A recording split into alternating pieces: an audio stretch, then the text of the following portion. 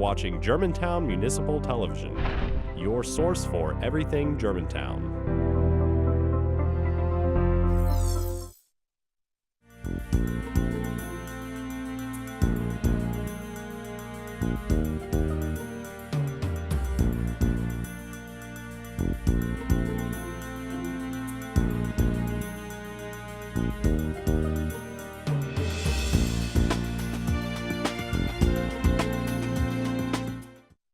Hello, and welcome to On the Beat on Germantown Municipal Television.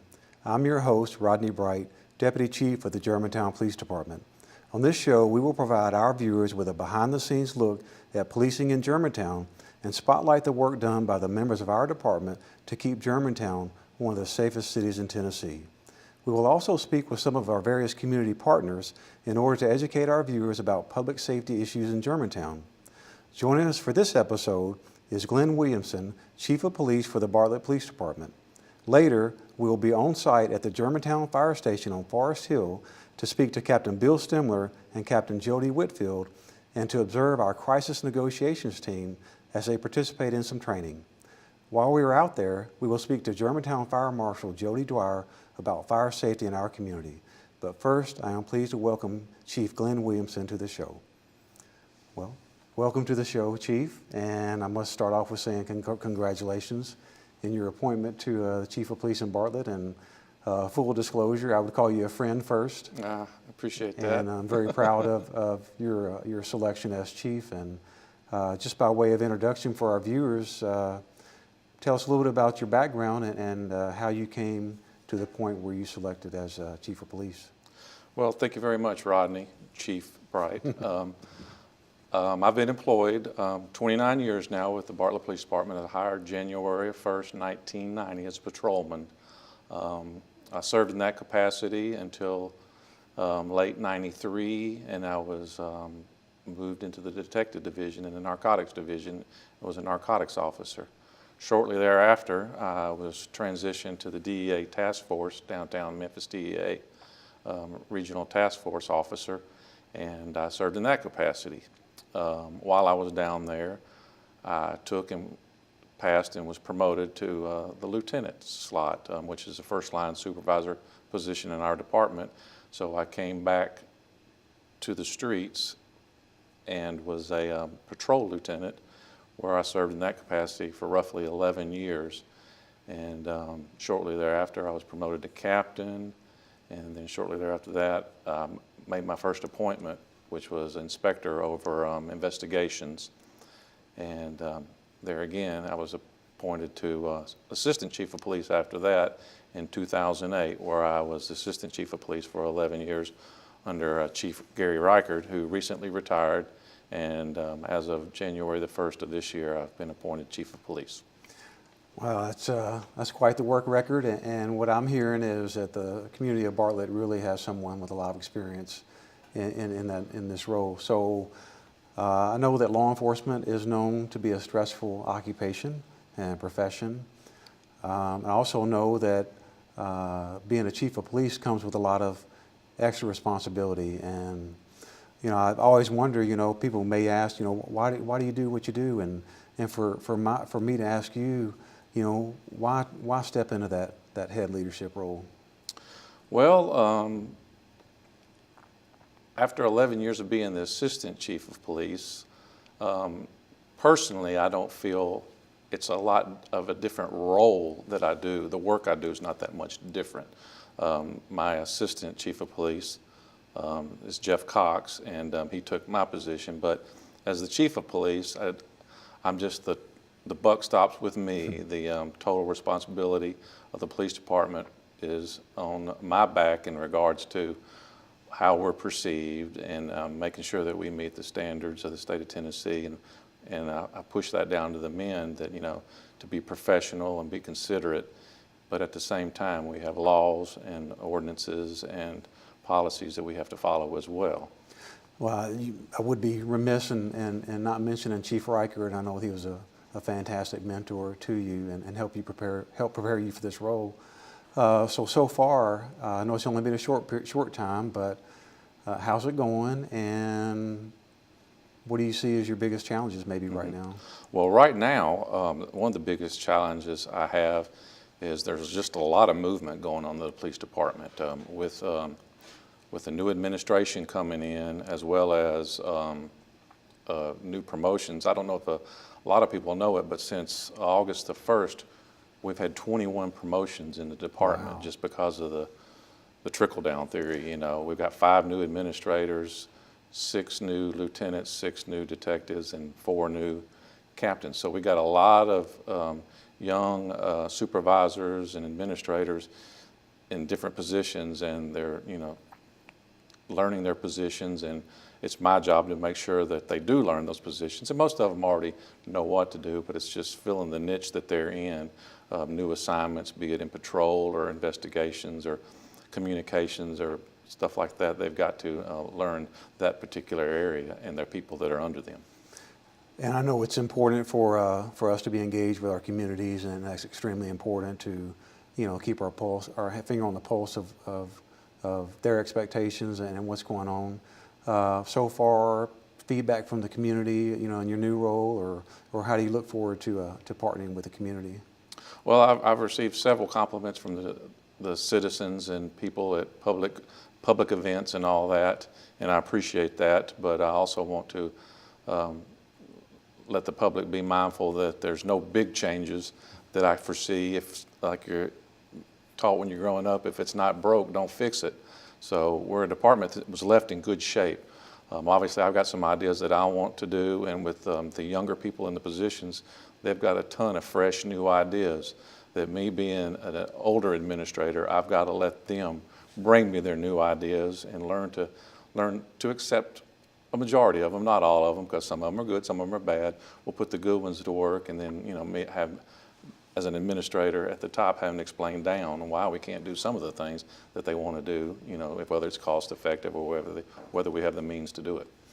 And I think what my takeaway is that, and knowing you for a long time, is I know you're a good listener, and I also know that you're passionate about your community and about your department, and I know that that's already translating into the way you do your job each day. We're similar in agencies, I guess. You know, we feel like we set the example in a lot of ways. I know that y'all do as well. What about on the hiring and recruiting side, or y'all in staffing? Is that a challenge that you're seeing? I know that's kind of been a topic in our business. Well, as departments get bigger, we have 126 sworn positions, 183 departmental employees, roughly, give or take a few. But it always seems like we're down a couple. I don't know that with retirements, job changes, that you'll ever have. It seems as soon as we get the full complement, we lose 1 or 2, i.e. we just had 2 retirements. So I won't say that it was because we did anything wrong, it's just people retired. So we're down 2 right now. We're doing the hiring process. It's a constant thing that we try to keep up with a qualified list that lasts a year. I encourage people that are interested in law enforcement to go online and submit an application so that they're ahead of the game in that regard, so that if our openings do come up, they can be notified of it. And if they go through the hiring process, even though, you know, we only might hire 1 or 2 or 4 or 5 depending on the need, we create a list that lasts a year so that, you know, when things happen, we can pull from that list. So I encourage them to get out there and do that. Fantastic information. And you know, as we wrap up here, I just want to say congratulations. And I know that as a police chief, one thing that's really, really hard to come by sometimes is time. So thank you for giving us a few minutes of your time today, and I look forward to continue our strong partnership, and best of luck to you out there in the city of Bartlett. Well, thank you very much, and good luck to you and your staff. Thank you. It's time to take a short break. When we return, we will be on site at the Forest Hill Fire Station to speak to Captain Bill Stemler and Captain Jody Whitfield. Be back in a minute.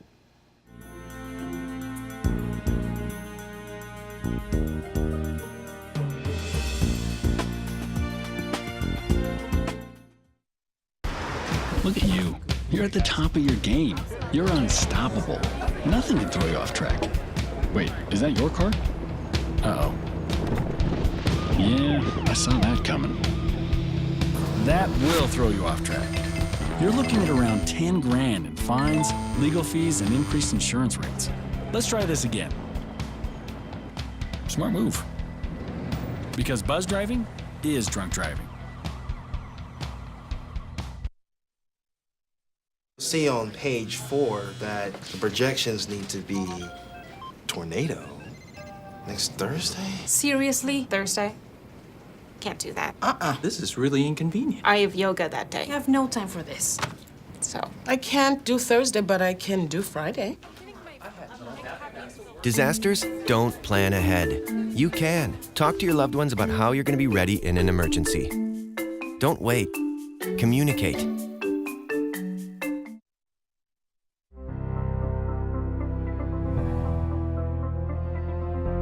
You are watching Germantown Municipal Television, your source for everything Germantown.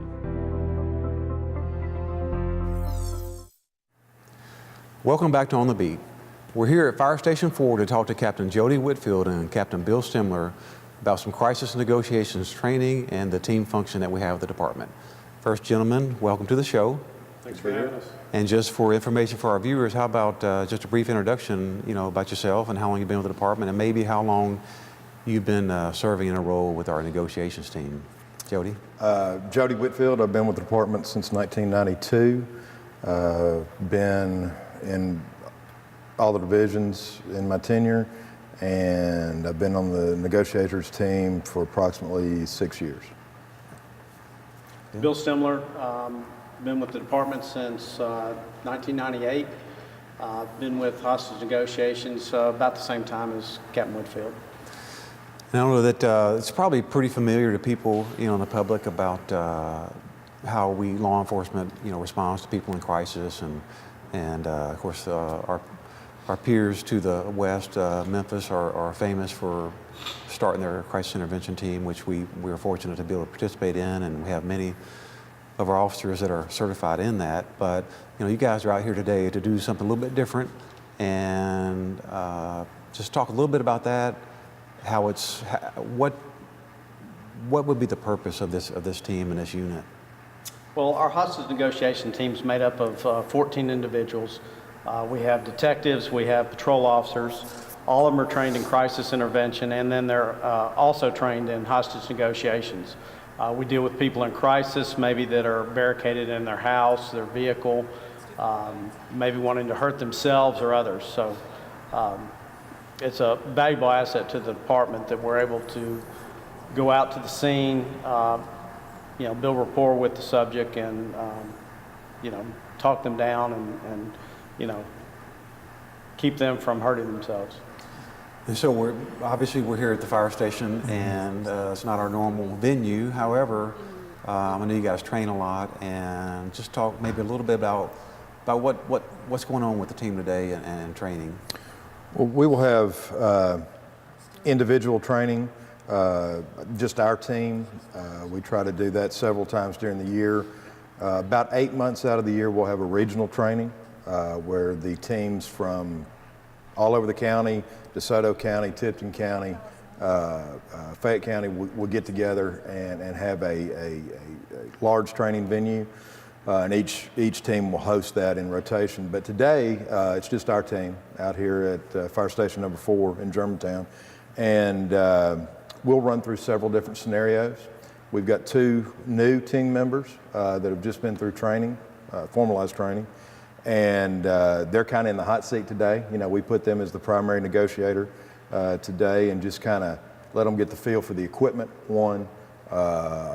how things work in the team aspect of it, the different positions, and try to let them help the role player solve the issue. Yeah. I know that this is not a duty that everyone does at our department, and I know there's a selection process. And what does a successful negotiator, what does that skill set look like? The main thing is active listening. You've got to be a good listener. Most police officers can talk to people because that's what we do on a daily basis, but you got to be able to listen to what people are wanting or what they need so that you can, try to help them. Because if you can't listen, then there's no way that you can follow up with whatever crisis that they're involved in. Well, I know that that those are normally a little bit higher stress situations. You know, like I said, we're dealing with people in crisis, you know, whatever it may be, and it's very highly charged emotionally. The training, how does that? First of all, I guess it'd be good to mention, you know, we do our own training, but to be able to get the certification and the knowledge and, you know, to develop the skills, where do they go to get the training? There's a couple of different organizations. Our primary trainer, if you want to call it that, is through our partnership with the FBI. The FBI has an excellent program, not only for practical negotiations, but also for the training of others. You know, they've been very successful over the years with their practical application, and everybody on our team has been through the FBI negotiators course. There's another organization run out of New York City that a couple of us have been through. Also excellent training. You know, we pride ourselves on always trying to do better and continuously improve in everything we do as a department. What happens like when the team gets activated and handles the situation? You know, what's the aftermath? Do you go through a review process or critique and try to build the capability of the team? Well, that's one of the things we do right after an event is we'll critique it and figure out what we did wrong, what we could improve on, what we did good.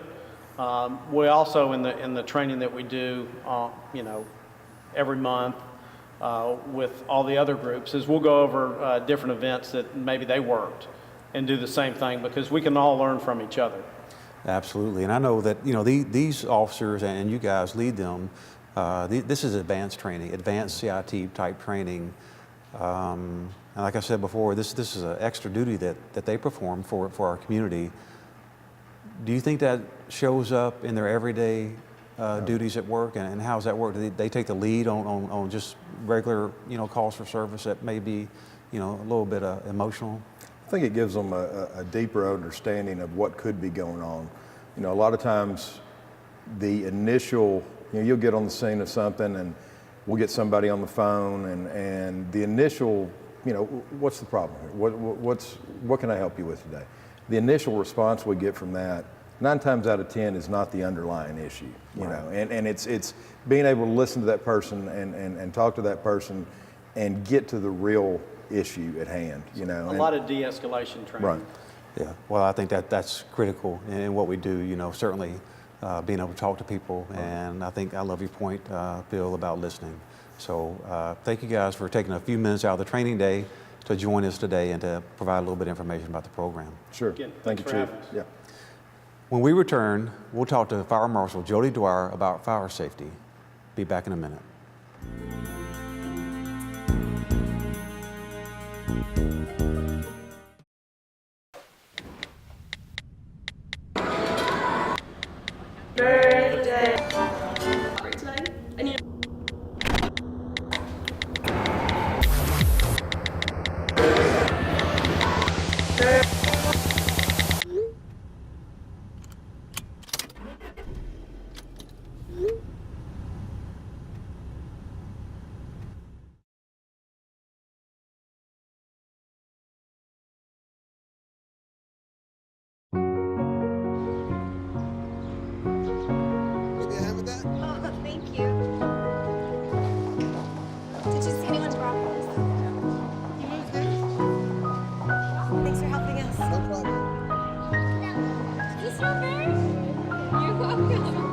We'd do anything for kids. Yet 1 in 6 children in the U.S. struggle with hunger. Help end childhood hunger near you. Learn how at feedingamerica.org.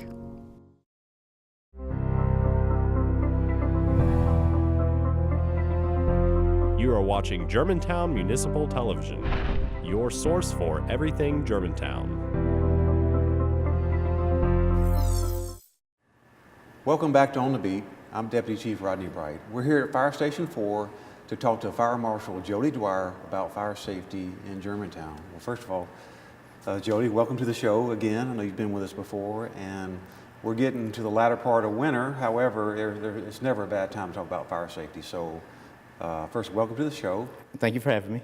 And what can you tell us about fire safety or things that are important to the fire department or those of us in our homes?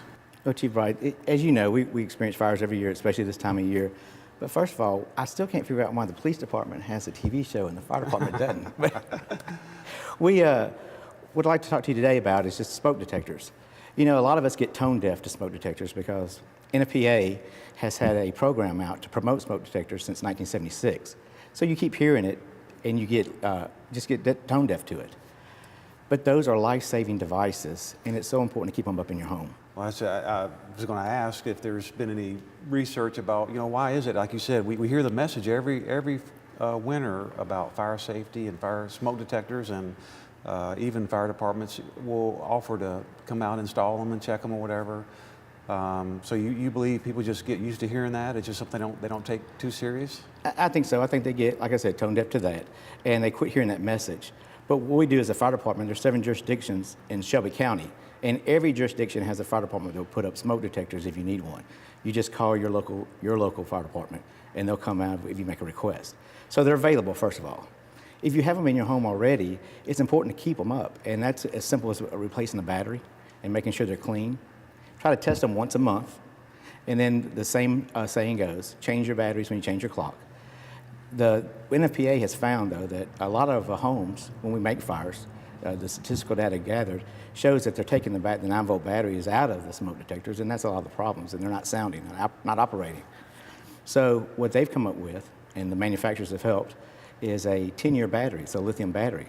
So smoke detectors are only good for 10 years. Your smoke detector won't stop working after 10 years, but the sensitivity of the smoke detector begins to diminish. So you should change your smoke detectors every 10 years. A lot of homes that we have out here now are in the 30 to 50-year-old range, and they need to have those smoke detectors changed. Some of them still have the original smoke detectors. No, that's great. That's a great point. I know that with the housing in our area, as you mentioned, there are some older homes, some older areas, Right. and as a lot of people rehab and renovate, but certainly fire safety should be a part of that process. So, as you mentioned, there's a lot of talk, a lot of education about smoke detectors, but once you get the smoke detector, what next? Is there recommendations about where to put them, and things that families can do to talk about their purpose, and then if something were to happen and it goes off, what do they do from there? That's a good question. Smoke detectors at the minimum should be on every level of your house outside the bedrooms. Now, the new code requires smoke detectors in every bedroom and outside the bedrooms on each level they're synced together so that if one goes off, they all go off. You need to, at the very minimum, practice what you preach, right? So if you have a smoke detector, and especially if you have kids, you want to practice how to get out of the house, because in smoke or in a fire condition, smoke will blind you. Your home becomes unknown to you. Yeah. And trying to get out what you normally know, that path may not be there anymore. So it's important to have 2 ways out of every room in your house, and you want to make sure that those are available to the children and to your family. Well, I think that just where we are right now in this winter season, we've already seen tragedies in our area, and then you look across the country, and this sounds like taking these measures is a big step to prevention. And I know that prevention is one thing, but also education. I know you guys do a lot of fire safety things and whatnot. Can you talk a little bit about maybe some of those programs? Sure. The firemen will go out to a lot of the neighborhood association meetings, and that gives us opportunity just to meet with everyone, kind of get a feel of what the community, where they are in their community, and teach them a little bit about exit drills in the home, smoke detectors, this time of year, space heater safety. We also have a program that we reach out to elementary kids, and it's called LAS. That's learning about fire safety. And so that's the clowns, right? That's the clowns. That's the clowns. Okay. So you've met some of the firefighters. Yes, sir. We have a lot of characters. I'm talking to one. Right? Okay. That's right. And so these guys take their time. They go out to schools to learn how to educate kids, and they dress up as superhero characters, clowns, whatever the theme is for that year. Last year was Ghostbusters, and they create their own outfits. And then they go out to the schools, and they teach the kids about fire safety, whether it's stop, drop, and roll, get out and stay out, exit drills in the home. You know, there's a number of behaviors they teach. And what we have found is that kids take that back home to their parents and really enforce it and teach their parents. Wow, that's, well, I know that there's ways that people can reach out to you guys and well, if they have questions about education or training, or how would they go about taking advantage of maybe the smoke detector program, or maybe just, you know, getting some feedback, you know, right around their house? Absolutely. We have a non-emergency number, and it's 901-757-7268. And that's our administrative office. Tina can take your information if you want, whether you want education, if you want a homeowners association meeting that you want us to appear at, or if it's with the kids. Just call her and she'll get a scheduled time for you. And just one other, I guess, another piece of your job. I know you do a lot with inspections on the commercial side. Just as we get close to wrapping up here, what about on the commercial side? Is there a big difference between, you know, fire safety, fire education on some of our businesses? yeah, absolutely. Businesses have to follow the fire code and a building code and a mechanical code. Homes are not as regulated as businesses. So we find that actually there are more fires in homes than there are businesses, just simply because of the regulations that they're required to have to make it safe to the public. Well, I know you guys enjoy a great reputation, and I don't mind admitting that. Thank you. And you do a great job on fire safety, and I know the response time that you guys have when you get called is tremendous. But it sounds like all the things you've talked about are a lot of things that the homeowners can do themselves, and maybe save a life before you guys have a chance to get there. So thanks for joining us. Thanks for educating a little bit, and thank you guys for what you do for our city. Thank you, Andy. Thank you for being a good partner. That's all the time we have for this episode of On the Beat. If you want more information about this show or any other show on Germantown Municipal Television, visit www.gmtvonline.org. If you want more information about public safety or police work in Germantown, or you have questions about policing, feel free to email me at rbright@germantown.tn.gov. We'll see you next time on the Beat returns.